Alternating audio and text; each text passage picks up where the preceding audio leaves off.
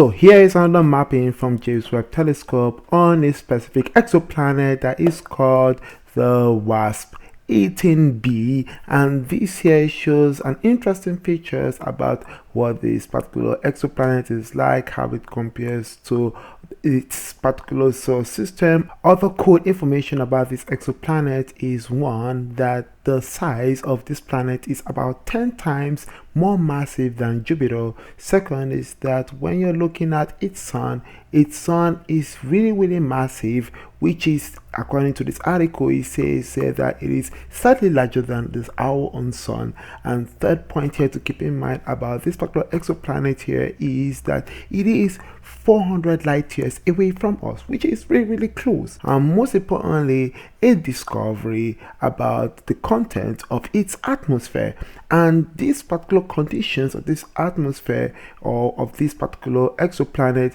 which shows that it is, in terms of temperature or scorching heat, to be around 5,000 Fahrenheit or 2,700 degrees Celsius. Is just like mind-blowing to see this type of temperatures recorded from this particular exoplanet, and most importantly how close it is to its own sun, which is around 23 hours in terms of its orbit around its sun. That is really something to be aware of in terms of one of the reasons for these hot temperatures that this particular exoplanet possesses. This measurement was done with the help of a process known as secondary eclipse, where this particular planet is moving behind the sun and it reappears, and by so doing the absorption of both the sunlight that is emitted and as well as the planet is recalibrated in such a way that we have a temperature map of this system. And most importantly, another thing to keep in mind about this exoplanet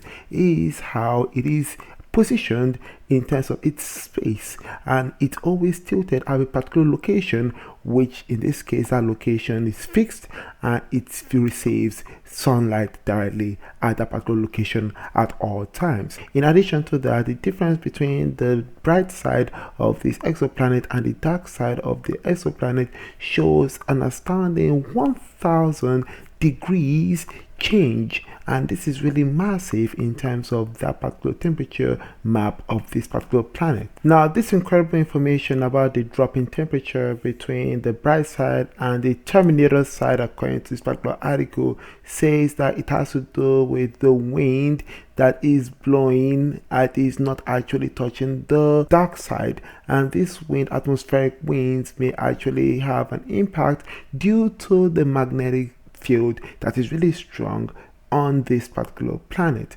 Therefore, this results in a lot of the wind blowing north and south, which is around the equator, rather than east to west side. And so that is really an interesting theory that is proposed by researchers, and if this here is actually real or true, this would be another incredible discovery here as to this particular huge drop in temperature, where the heat is not really distributed properly around this particular planet. And so what does that actually have to do with James Webb Telescope? James Webb Telescope, with its incredible sensitivity, it is able to detect water, but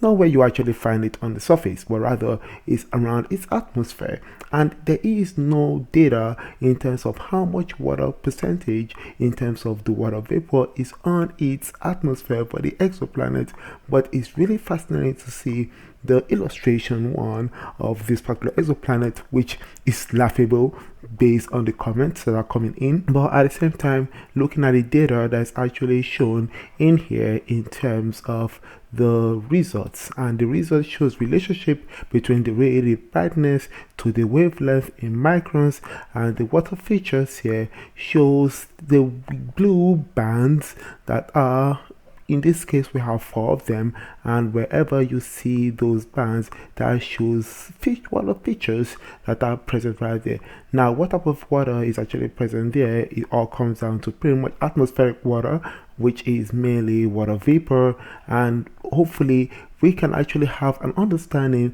of this particular planet and how it was before versus what it is like right now, and maybe some of the water that were present on the surface of this particular planet may have been evaporated into its atmosphere and dispersed out of its particular system. And so this is some of the theories that is running around about the evolution of this particular exoplanet, and how this exoplanet, as it's called here, to be an ultra hot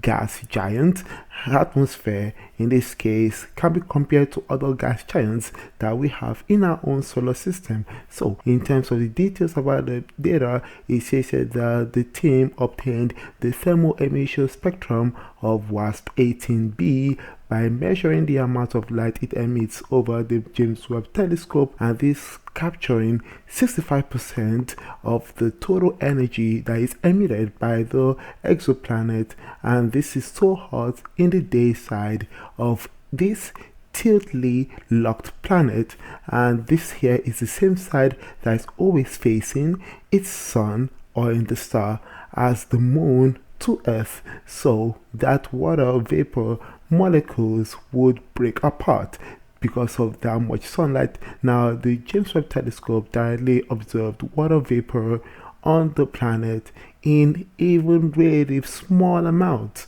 indicating the sensitivity of this particular James Webb Telescope. I will call it observatory. So image description shows that this infographic highlighted the exoplanet atmospheric spectrum and detection of water, that shows a plot of the measured emission of the planet with water molecules labeled water features, and the vertical axis is relative brightness, and the horizontal axis is represented as wavelength that is run at specific segment 0.8, 1.0,